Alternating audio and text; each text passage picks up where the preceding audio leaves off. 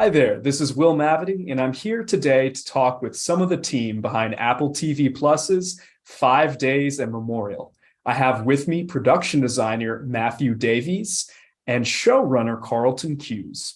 Okay, so both Matthew and Carlton, obviously Katrina was a tremendously well-documented event. It's still burned into a lot of our memories, but it's just so big and there's so much to cover, so much destruction. So tell me a little bit about the research that both of you had to perform in terms of building up a background of how to kind of redesign the hospital and the surrounding areas in a way that's believable, but also cinematic for this show.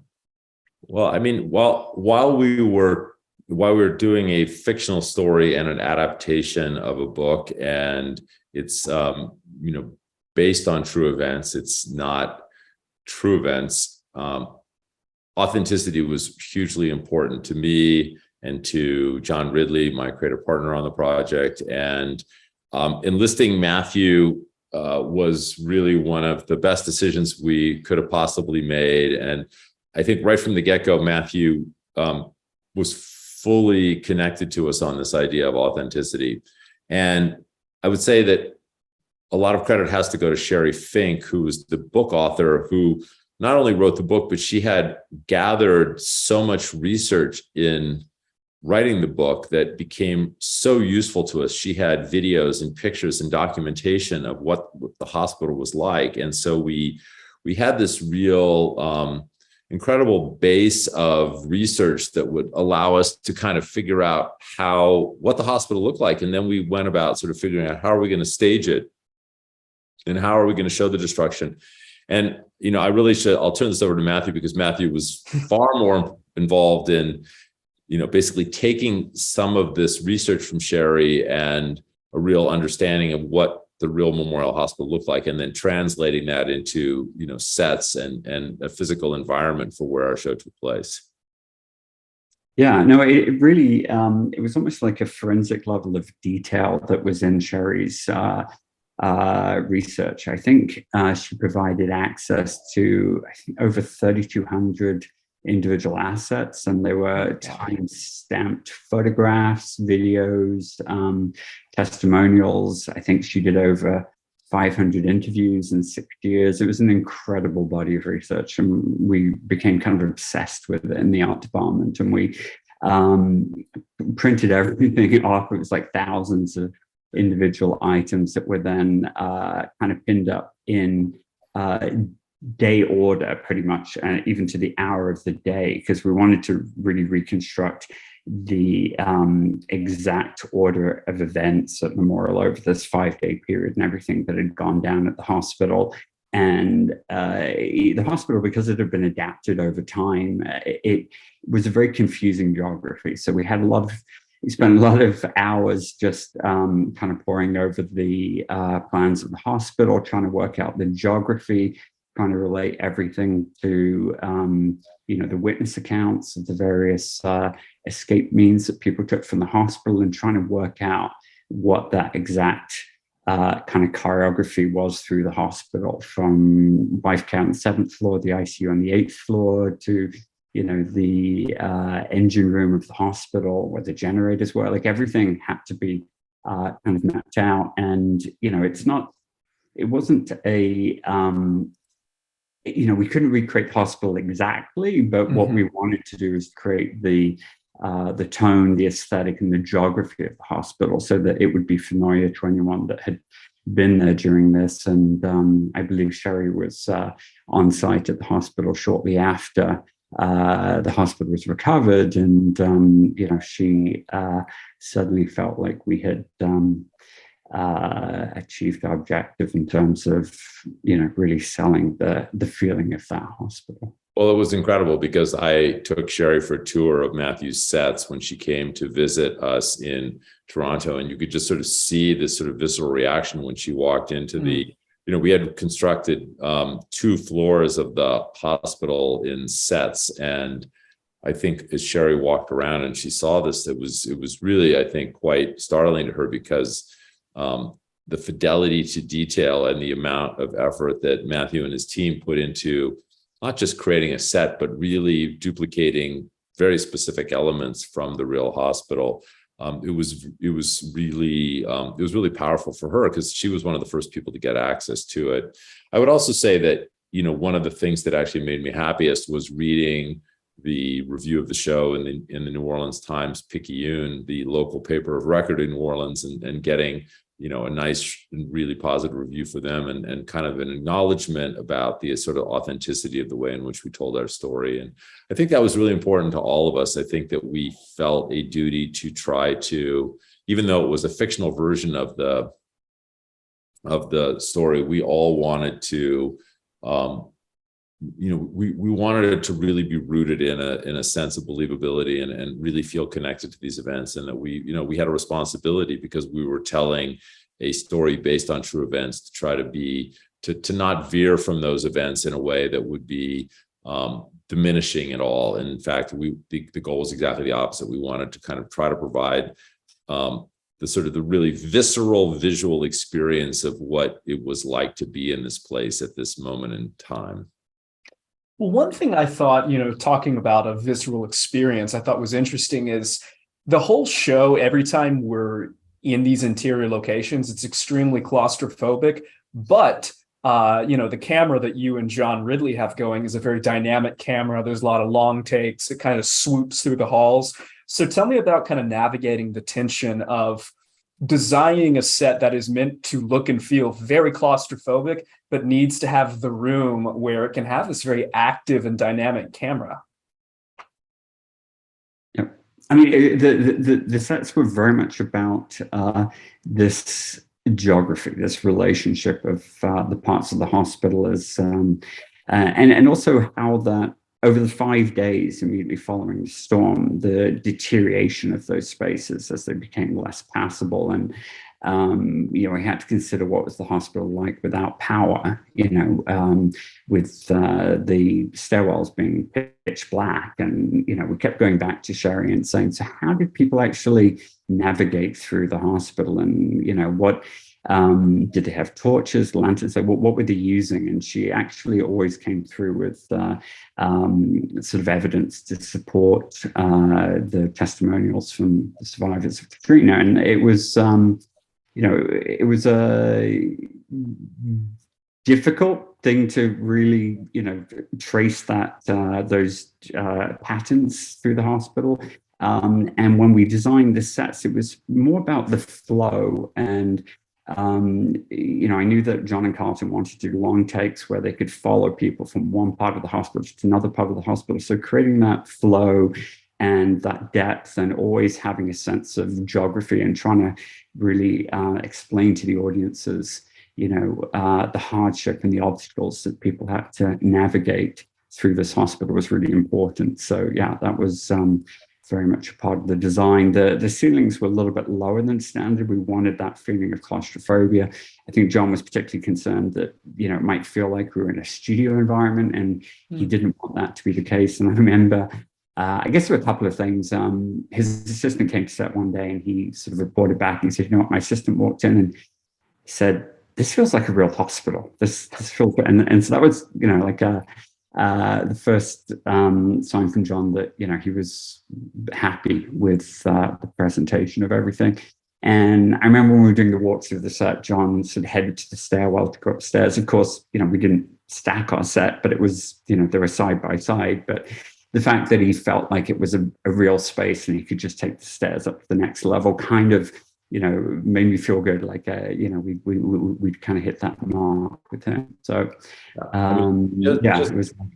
Just to expand on that a little bit, I mean, the other thing is we were shooting in widescreen format. So it was also really important that we have, we really could fill the frame with, so that, we were kind of very conscious of like, okay, what's on either side? Are we wall to wall when we're shooting in these corridors? What kind of dressing and details do we need to have to really make the frames really feel alive and full and to be really telling our story? So in small ways, even details of just like little drip lines where water was sort of seeping through the hospital, and those little sort of details and the stuff that would be stacked on the floor, or a pool of water, a bunch of towels. There was a lot of imagery of how they took towels and bed sheets and things from the hospital and tried to kind of put them against places where water was intruding into the building. And so we put a lot of time into those kinds of details on the set as well, to just kind of make you feel like there was a story being told that we weren't specifically telling, but as you kind of were sweeping through the hallways, you would notice, oh, well, there's obviously a lot of water intrusion problems. There's definitely residual damage from this hurricane. The sort of the vulnerability of the building is something that we're really aware of, and we really wanted the building and the hospital to be a character in the story as much as as our other characters, because there's this sort of hubris at the beginning that this hospital is impenetrable, invulnerable. It's sheltered people for many years, and it turned out, well, it wasn't enough to keep away this cataclysmic set of events, and nothing was, and that was an important part of telling of the story. And we wanted, and Matthew did an incredible job of really giving us these long sweeps that allowed us to really be uninhibited in how we shot the show. And for John and I, we did want to do like lots of long following takes. We had sort of stylistically decided that we were going to really try to put ourselves super strongly in the point of view, whichever character we were following. And, the narrative is sort of this mosaic that jumps around from character to character. But when we're with those characters, we wanted to be experiencing the hospital through their point of view. And so we needed to have the room, the space, the expanse, the sets, the details to really kind of go on their journey with them. So if you're with Diane Robichaux and she's going from a patient room down the corridor into her own office, back out to the nursing station. And we also wanted, through those same takes, to give the audience a sense of the geography of the place. And so all of that was really, had to be thought out, had to be planned, had to be dressed. And it was really, and then it all had to sort of match seamlessly between this hospital that we had rented for some of our work and the sets that Matthew built on stage that were really the sort of the public areas of the hospital. And we were doing this all during COVID, when we had restrictions about how many people we could have on our set. I mean, it was really an incredible accomplishment. And the fact that it looks so, it's funny because in watching it has that thing that I think is a part of greatness, which is it feels effortless, but yet it wasn't effortless at all. There was so much went into it. And Matthew was tireless with his team and kind of always, kind of keeping the bar incredibly high and trying to accomplish all these things that we needed to accomplish for every day's work. Yeah. Well, we had 5 stages of deterioration, and then within each day there were subsets of deterioration. So just tracking everything. We don't always shoot things in perfect, chronological order. So tracking everything back and forward in time was God, the poor script. A real. Yeah, no, I when I started, I sat down with Libby Minarek, who was our first AD, came with John, and we spent like a few days just looking at the schedule, trying to work out how we were going to build all these sets and how we were going to, be able to change water levels and these tanks, and how long everything was really going to take. And it was a masterpiece of planning that kind of allowed the art department to do their best work. So, and I would have to say beyond just the practical sets, Matthew was enormously critical, along with his team, in figuring out how we're going to accomplish the visual effects in the show, because the visual effects couldn't just be visual effects. I mean, the visual effects had to feel authentic. So we really needed to create physical environments that were sort of foreground pieces where we could have our actors playing scenes and then composite those with visual effects elements. And so we built a 4 million, I shouldn't say we, I'm going to say Matthew built a 4 million gallon water tank single-handedly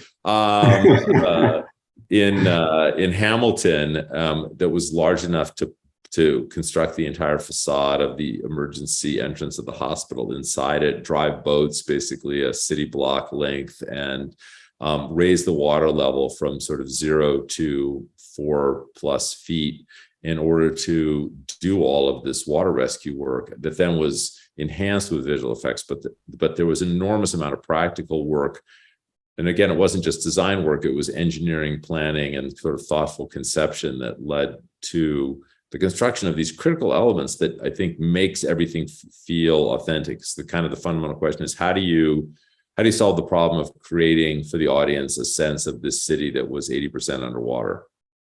Yeah, that it blows my mind to know that the opening shot of the show, where we follow a boat traversing through these sunken houses and get to the hospital, that's not totally CGI. You guys, not only did you built the area around the hospital, you kept building out and built a sunken neighborhood, right?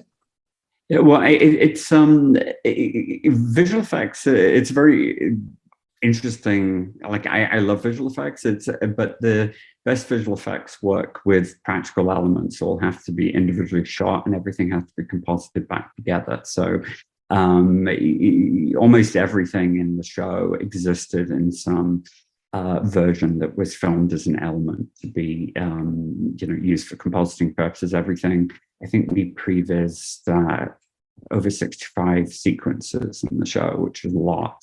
But I think one of the first issues we had reading the script was, how do you make this? It's huge. And it happens at so many different levels of scale. You have the individual stories and their narrative threads. You have the geography of the hospital, and everything happens within it, the deterioration of that. And then you have the city, which was also going through this, went through the hell of Katrina, and then the aftermath of the levees breaking and the city filling with water. And so you had all of these kind of these sort of shifting landscapes that we had to create. And so a lot went into the planning of that. And Eric Durst and Matt Whelan, our visual effects supervisors, were phenomenal in helping to previs and realize that. And then it became a case of really breaking down to all the elements. And there were certain shots that we wanted to get, like the helipad. That was a 15,000 square foot build.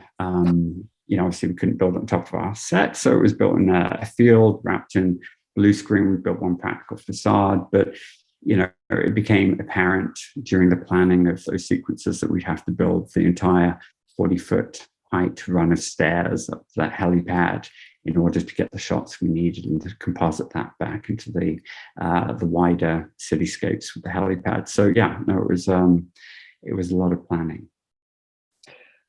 That's insane. That stairwell still gives me anxiety, honestly, because it looked so genuinely rickety.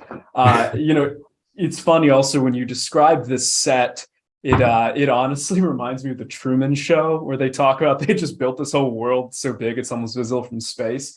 So you mentioned earlier that you would were you saying you had mocked up different versions of rooms and locations to illustrate the degradation that goes on? Or was this more just the set dressers coming in and gradually adding grease and grime to make these rooms decline? It was all mapped out in Sherry's research. So we had these huge reference boards chronicling the deterioration of the hospital over the 5 days, and then over the subsequent month or so before it was actually reclaimed. And so we just categorized all of that imagery into look boards, which chronicled each stage of the process. And then we had our on-set team that included our on-set dresser, Julia, and we had scenic help there. And it became a case of just recreating those vignettes that were in Sherry's research in material form. And it was really great because Carlton and John also had familiarity with all of that imagery and that research, so they were also very important in helping to orchestrate that course of change within the hospital. So Carlton and Matthew, did either of you have a personal favorite location?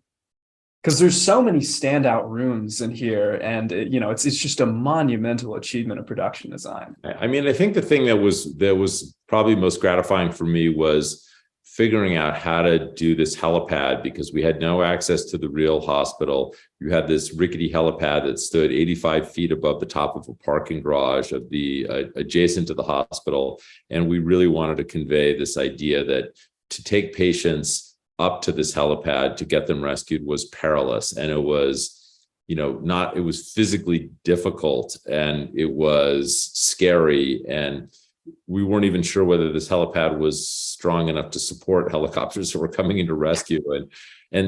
But kind of solving that problem and kind of getting to a place where this combination of elements, a helipad that was built in a field with a set of stairs that was built adjacent to it in the field, but was kind of a stairway to nowhere that was separate, along with certain pieces of stairways that were on other sets, could somehow all seamlessly be put together to give the audience a kind of unquestioning belief that that's what we were actually experiencing. That's something that I'm really proud of, and I'm really proud of the work that Matthew and his team did in order to make that happen, because it was a huge leap of faith. We were shooting disparate elements with this sort of hope and belief that they were all going to come together and look believable and realistic together. And I put my faith in Matthew, and it was borne out. I mean, I really defy anybody to really pull that apart and go, oh, that doesn't look authentic, because it does. And I think it was just an incredible achievement. Yeah, no, and I mean, obviously it was a lot of time went into the prevising of all that, and Ramsey Nickel, our cinematographer, was phenomenal on set in terms of, keeping everybody, on the page in terms of what we're doing as well. And it's always a bit of a leap of faith, and I'm enormously grateful to Carlton and John for. I've not worked with either of them before, so coming during COVID, not being able to meet people face to face, doing everything on Zoom. I think everybody was a little bit anxious. I think other producers had had this property, this story in their hands before, and face these very fundamental questions, which is, how do you show a city that's underwater? How do you show a hospital in crisis? How do you do this practically, affordably? Like, how do you do this? It took a lot of work working out. Speaking of practicals, there's one sequence that I think was pretty much done completely practically. You mentioned the generator room in the basement, and there's a scene where a couple of the staff members are down in the basement trying to kind of bail out water as it's flooding. And then you have one of them be like, oh crap, because you see there's water about to pull up through the doors, and then it bursts open and washes them away. That seemed like that was a fun set to design. Tell me a little bit about that one, because it's built to flood. Yeah, no, we built I was very reluctant to build tanks in studio. Exterior tanks, tanks always leak. It doesn't matter, how well engineered or built they are, water just finds its way. So we were very nervous about building a tank in studio, but we decided in the end to build one 10,000 square foot tank for the basement set. And one end of that also included like a raised tank, essentially a huge tip tank. So the set itself could take a couple of feet of water, but also you had this tremendous volume of water that could build up at one end behind the doors. And we built John McGillivray, our special effects coordinator, he built a huge steel tank that could basically fill with water and then electronically release the doors, and it would create this genuine sort of wash of water that would knock our stunt performers off their feet. So and the whole set, had to be built within this tank, and then it had to, we had to be able to pump the water out very fast and reset and refill the tip tank and go again. So, it was more than just a one-take affair. We had to engineer it for multiple takes. Yeah, and it was, I actually directed that sequence, and that was really critical. I mean, we just had limited time shooting wise. And so not only did it have to look authentic, but as Matthew said, it had to be engineered in such a way so that we could, we didn't have to wait an hour between setups in order to do it again. And when we tested it with the stunt guys, they literally got knocked off their feet and like, well, this is going to work. Like, this is actually believable. And, we were all down there in our waiter boots, trying to, not get flooded away while we were shooting it. And it was it felt claustrophobic. It was, it was really visceral. And those guys who were the stunt performers in that scene literally did get washed off their feet. And so it just had this, I think any scene like that has to kind of have an emotional component, and it really did. And the guys in the scene were literally feeling it because they were experiencing it. It was not it wasn't a staged situation. They were actually, they were literally riding out this giant wave of water that was coming in on each reset. And I think that really made the scene feel visceral and real, and really made you kind of, again, have this kind of sense of panic and kind of concern. And I think the show is so gripping because of sequences like this, where you really are, there's a fine line, I think, between sensationalism and kind of authenticity. And I think that we tried, and I think one of the great accomplishments of the show is that we don't veer into sensationalism, and that's fine, and it has a certain place. And I wrote a disaster movie called San Andreas about a giant earthquake that is beautiful sensationalism that's super entertaining, but that's not what this particular story was. This story was meant to kind of be authentic and to really make you believe the experiences of these characters that were experiencing these events that were just the kind of incredible forces of nature that were kind of put upon the people who were in this hospital. And that was, it took really hard work from everybody. And I think that the kind of engineering and the execution of this thing like this basement set was critical to be on the right side of that line in terms of how the audience was going to perceive that sequence. Well, guys, I think we're about out of time. Before I go, Matthew, I know VFX has discussed the walkway a little bit, but that's a cool set, mainly because in camera it has to be jiggled around. So really briefly, could you tell me a little bit about designing that walkway? Yeah, so the walkway was above Clara Street, outside the ER entrance to the hospital. It wasn't part of our exterior backlot build. We built it in studio as part of the interior of the second floor, so that the second floor sort of mustering station where they gathered patients before the last big push to get people out of the hospital, that connected directly to the bridge structure, and the whole set was raised up 6 feet, and we built that walkway basically as a gimbaled set in sections that could all be individually moved for camera. So they were on different types of hydraulic rockers, and we did a bit of a poor man's process version as well, where special effects guys actually got in with metal bars and actually sort of manipulated individual sections of it at the same time as we had wind machines going and rain bars creating these torrential hurricane-like conditions, palm trees in studio that were being kind of beating against the sides of the walkway. We put vertical blinds in so that they would actually sort of rock with the walkway and actually accentuate that sense of movement. We had breaking glass. All that had to happen at the same time as actors, not stunt people, but our actors were running across that bridge. So it was hard to do something that looked scary and precarious, but was actually safe enough for the actors to actually be there in that space doing it. So yeah, it was a lot of fun. Yeah, I bet insurance loved that. God, that is a very impressive bit of the set. Well, guys, we're out of time, but this has been a pleasure.